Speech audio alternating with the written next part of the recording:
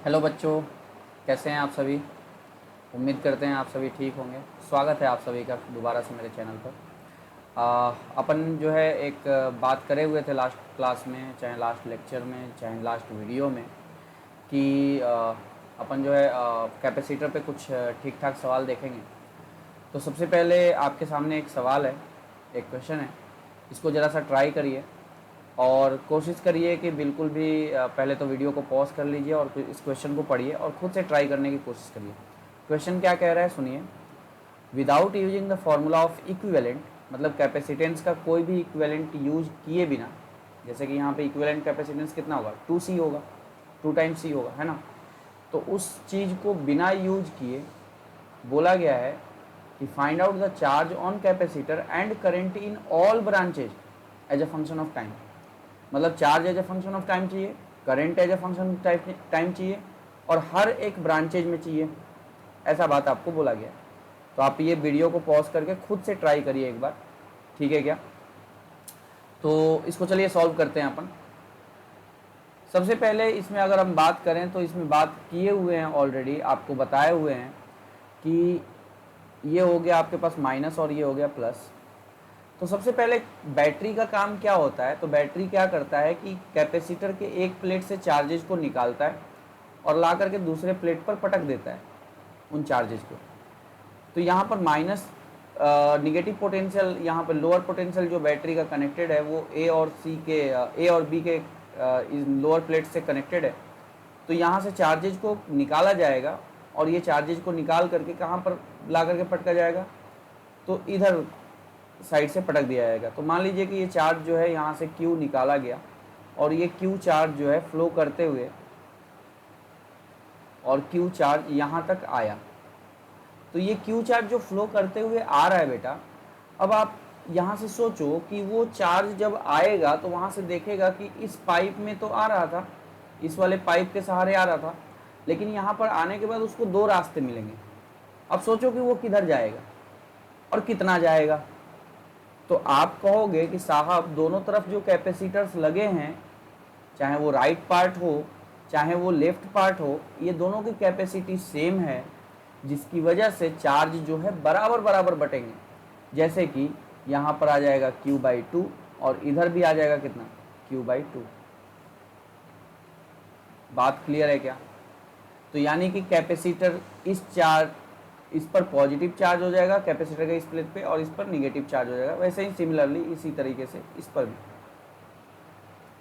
Clear है क्या। तो Q/2 जो है वो 2 पार्ट्स में, मतलब Q जो है Q/2 करके 2 पार्ट्स में बट गया। अच्छी बात है। आइए जरा सा अब KVL लगाते हैं और इसमें जरा सा इक्वेशन लिखवाइए कि इसमें कैसे हम इक्वेशन इसको लिख पाएंगे। तो हम पहले भी बोल चुके हैं कि आप किसी भी एक इलेक्ट्रिकल सर्किट में आप 0 वोल्ट या रिफरेंस वोल्टेज कुछ भी ले सकते हैं और कहीं भी ले सकते हैं, ठीक है।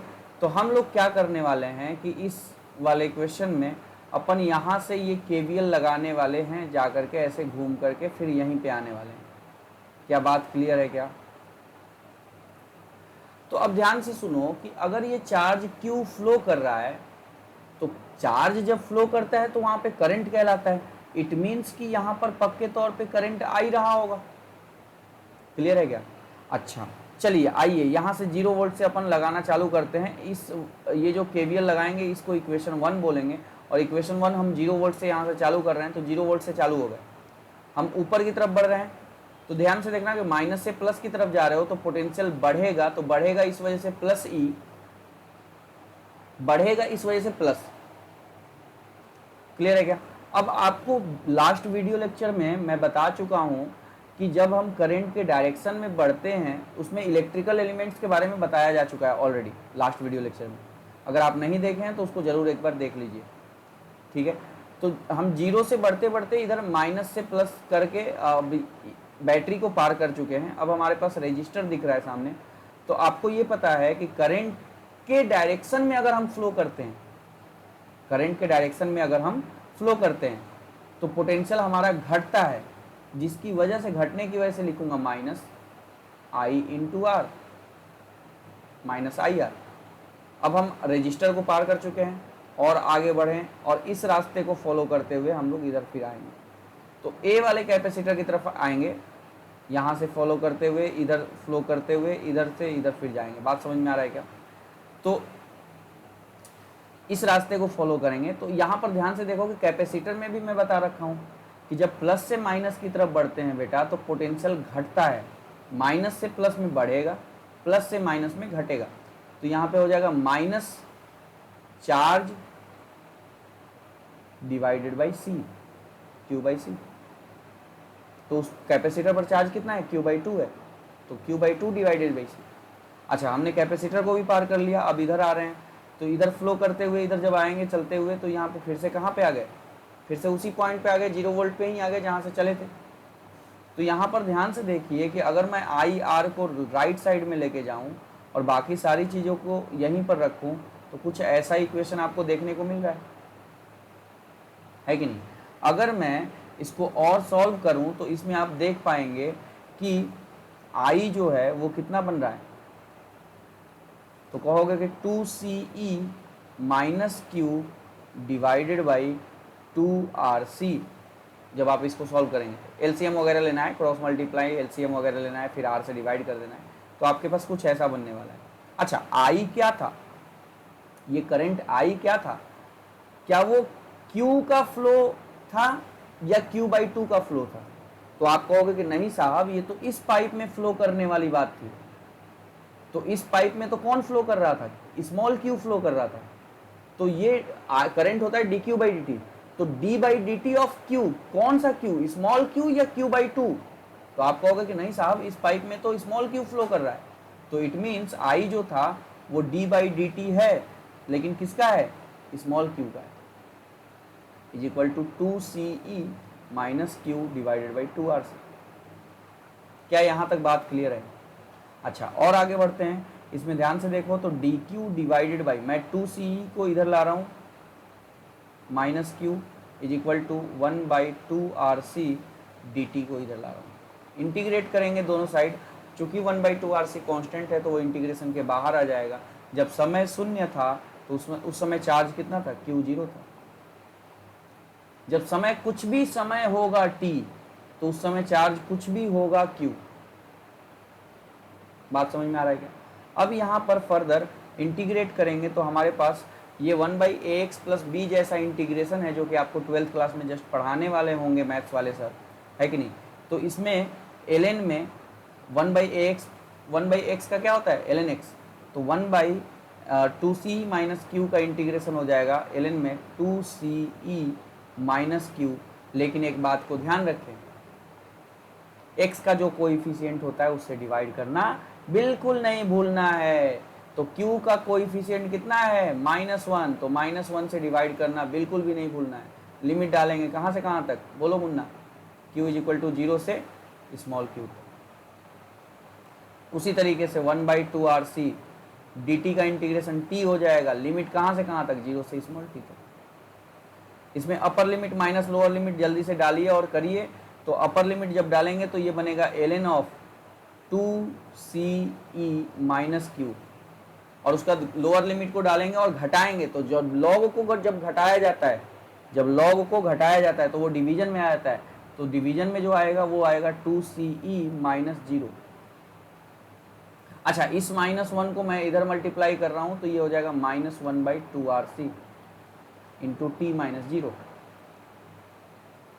इसको जब सॉल्व करेंगे तो ध्यान से देखिए कि यहाँ पर नीचे में 2CE हो रहा है। अब 2CE को मैं डिवाइड कर रहा हूँ दोनों में, तो ये बन जाएगा ln के अंदर में 2CE बाई 2CE 1 हो जाएगा, minus Q by 2CE is equal to minus T by 2RC। क्या इसको फर्दर खोला जा सकता है? यहाँ पे ध्यान से देखो तो बेस में क्या रहता है? E रहता है। तो लॉग अब e के power 1 minus Q by 2CE will be equal to, ये e जो है इसके नीचे आकर के बैठ जाता है, तो e के power minus T by 2RC। क्या यहाँ तक बात क्लियर है? अब ध्यान से देखो कि 1 माइनस e के power minus T by 2RC will be equal to q बाई 2CE। Minus Q by 2CE को राइट में लेके आया तो वो प्लस क्यू बाई 2CE बन गया। अच्छा, ये पूरा जो सॉल्यूशन कर रहे हैं बारीकी से आप रोक रोक के फिर से करेंगे, खुद से करेंगे।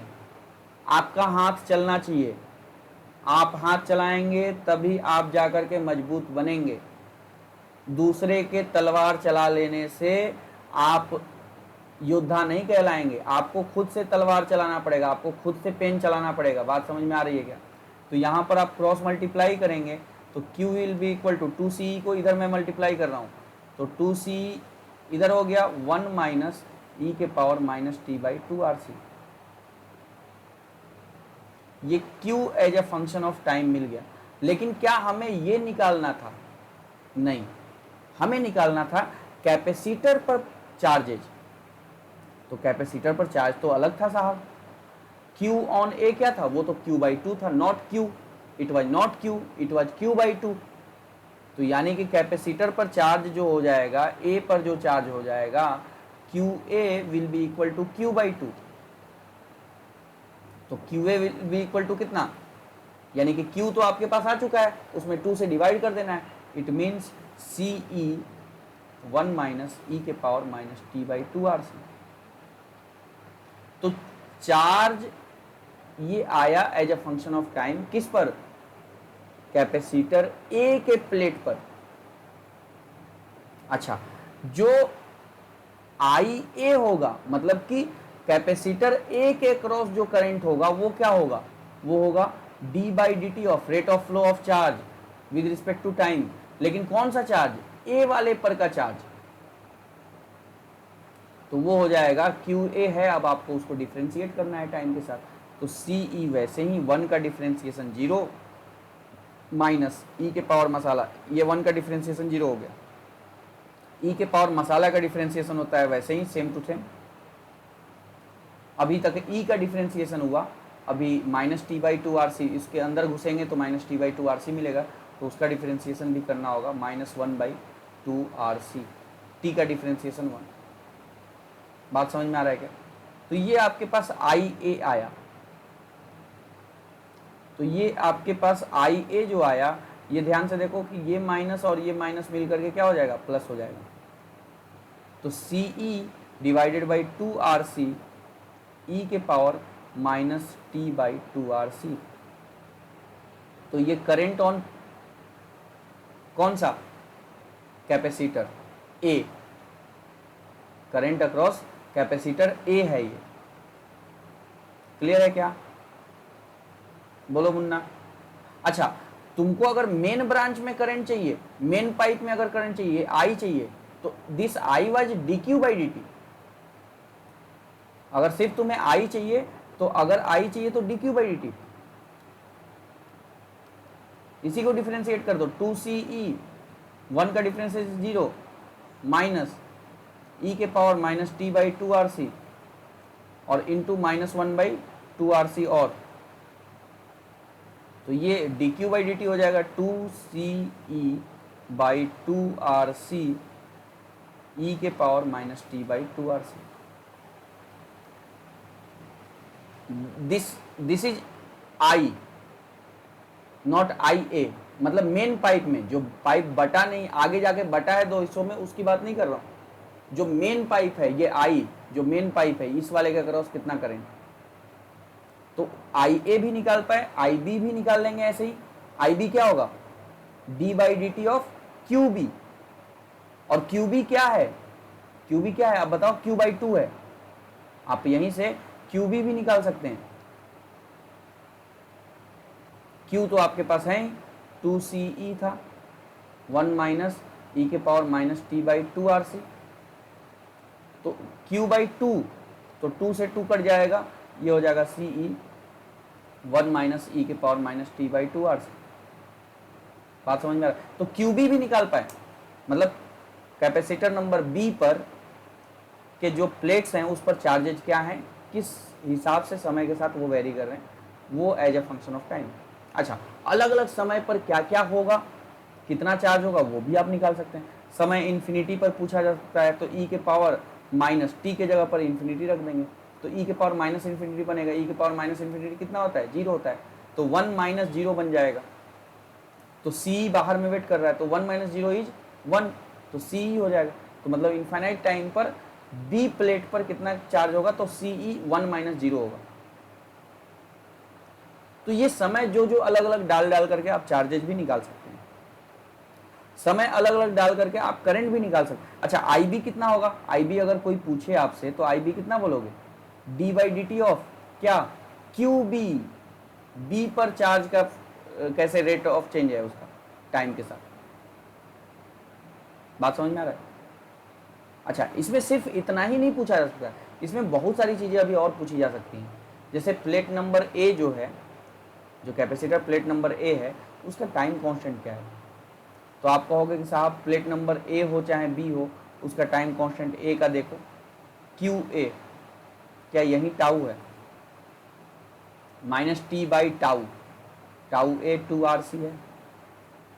उसी तरीके से प्लेट नंबर बी पर कितना, देखो प्लेट नंबर बी पर भी ये क्या है? टाउ बी है, इक्वल टू 2RC है। तो टाइम कांस्टेंट भी पूछा जा सकता है, current as a function of time भी पूछा जा सकता है। तो ये बिल्कुल एक बेसिक मेथड है जो कि KVL और KCL को यूज करके आपको इक्वेशंस को लिख करके सॉल्व किया जाता है। क्या आपको ये बात समझ में आई? तो इस क्वेश्चन को आप दोबारा से इन इक्वेशंस को सॉल्व करिए, हम तो यही कहेंगे, दोबारा से इन इक्वेशंस को सॉल्व करिए, देखिए कि कहां पर क्या यूज हो रहा है। जो स्मॉल आई था that was not d/dt of Q/2, ना ना ना, d/dt ऑफ Q था। IA जो था ना, मतलब कि ए कैपेसिटर के अक्रॉस जो करंट था वो d/dt ऑफ Q/2 था। बात समझ में आ रहा है? और Q/2 क्या बोले थे? QA था। तो d/dt ऑफ QA था IA। इसमें IA फ्लो करेगा, इसमें IB फ्लो करेगा। बात समझ में आ रहा है? IB will be equal to d/dt of, बोलो, QB। यहां पर IA क्या होगा? बोलो बोलो बोलो, IA कितना होगा? बोलो, IA will be equal to d/dt of QA। और QA कितना था? Q/2 था। तो QA की जगह पे Q/2 रख देंगे, या QA आप as a function of time निकाल चुके हैं। तो इस वीडियो के लिए इतना ही। ये बिल्कुल बेसिक तरीके से आपको ये कैसे सॉल्व किया जाता है वो है। हाँ, बाकी और भी इसका ऑल्टरनेट मेथड भी है, लेकिन सबसे बेस्ट मेथड जो मुझे लगता है कि जिसमें किसी भी तरीके की गलती नहीं होती है, प्लस दूसरी चीज ये फील दिलाता है। फील इन द सेंस, मैं इसमें बहुत सारी क्वेश्चन अभी और पूछ सकता हूँ। मैं पूछ सकता हूँ आपसे कि बैटरी ने कितना चार्ज को ट्रांसफर करने में काम किया। तो बैटरी ने काम किया, अगर मैं बात करूं तो Q चार्ज ट्रांसफर किया इनटू EMF E, ये काम किया बैटरी ने। अगर इसी Q इंटू E को, Q का जो फंक्शन निकाले थे 2CE 1 - E के पावर -T/2RC, अगर Q के जगह पर वो रख दूं और EMF E तो है ही, इसको इंटीग्रेट कर दूं 0 से इन्फिनिटी टाइम के लिए, तो ये हमारे पास क्या निकल जाएगा? बोलो भाई साहब, बोलो बोलो बोलो, ये हमें क्या निकल जाएगा? ये हमारे पास वर्क डन निकल जाएगा। अगर मैं पूछूं कि ये लॉसेज कितने हुए हैं रजिस्टर के अक्रॉस, तो कहोगे कि साहब होता है पावर होता है I²R।